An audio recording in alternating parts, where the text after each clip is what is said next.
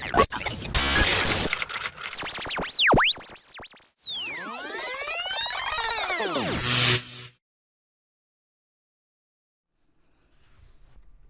video covers the Add Devices mode in Audio Architect. Other topics are covered in subsequent videos.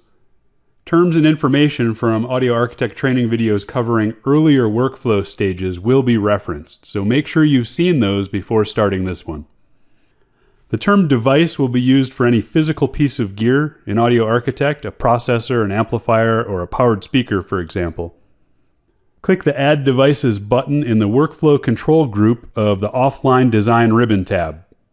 You navigate in the venue the same as in Draw Venue mode with zoom controls and scroll bars. Below the venue is the Properties window. Any room, rack, or device clicked upon in the venue has properties displayed here. Any of these may be changed to meet your design and display needs. Just type in the data and hit Enter, or choose from a drop-down list. All data in the Properties window is changed in the same manner. HiQNet addresses and names of racks, arrays, and devices may also be changed directly in the venue by double-clicking on the text and typing in the new name. Note that rack and array names must be unique within a single room, but they may be the same as those in a different room. The Devices window on the left of the main workspace contains an expandable list of Harman devices by brand. These HiQNet compatible Harman devices may be used in Audio Architect. There's the AKG Hub 4000, various BSS units, SoundWeb London processors, an extensive number of Crown amplifiers, DBX Drive Rack 4800 series, JBL VP and Vertec DP series powered speakers, and iOS devices such as an iPad to control your sound system with the Motion Control app. Following the same drag and drop paradigm as in Define Venue mode, the devices in the left window may be dragged and placed into the venue, or added from the venue by right-click and choosing from a context menu. We're going to place devices in the venue to mirror where they will physically be located. The venue design is not just a representation of your sound system design, but also as a control and monitor interface. Rooms containing devices can be set to turn different colors to warn of errors for the devices placed inside them, automatically turning the venue design into a system monitoring interface. We'll cover that in detail in a later training video. Here I have created an example house of worship with labeled rooms. Enter the rack room by double-clicking it. Notice the tab of the venue shows the name of the room that you are viewing. Drag devices from the Devices window into the rack room, or add them from the venue by right-click and choosing from a context menu. Rack mount devices are automatically placed into racks and arrayable devices into arrays. Continue to add devices from the left window to the venue by left-click drag and drop until you have added all devices required to each equipment room in the venue. To add multiple devices quickly and easily, right-click and drag from the Devices window. The white Venue button to the top left of the main workspace will return you to the Building Layout view. Devices may be added into a room from either view, the overall layout or inside of a room. Devices may be added to existing racks and arrays or dragged to an empty area of the room canvas to create new racks or arrays. Devices may be moved around the venue to help create logical groupings for your design, like floors of a building, racks for stage monitors, or front-of-house amps.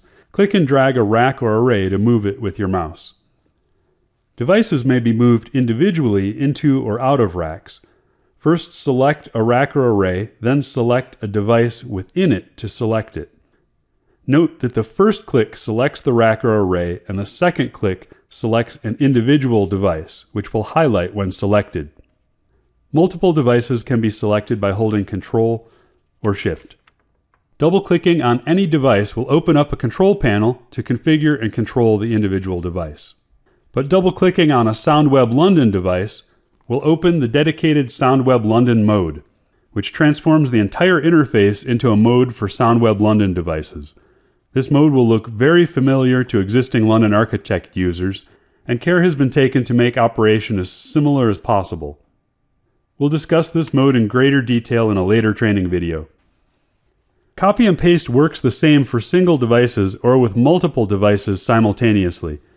Just highlight the items you want to copy and right-click Copy and Paste. This can be very convenient if you're going to have similar duplicate systems in your design, like floors of a building or multiple buildings. Control-C and Control-V may also be used to copy and paste. Remember that when you copy a device, all settings and configuration inside of the device are also copied. This should help save a considerable amount of time during design and configuration, since most commercial sound system designs are relatively modular or scalable and use the same equipment. After copying and pasting this Crown amp, I've opened the device panels for both the original and copied Crown amplifier. And you can see the EQ is highlighted blue, which is a visual cue that it has been changed from its default state, and they both have the same EQ curve. DSP settings can be copied and pasted between channels inside of like devices from the options in the right-click context menus.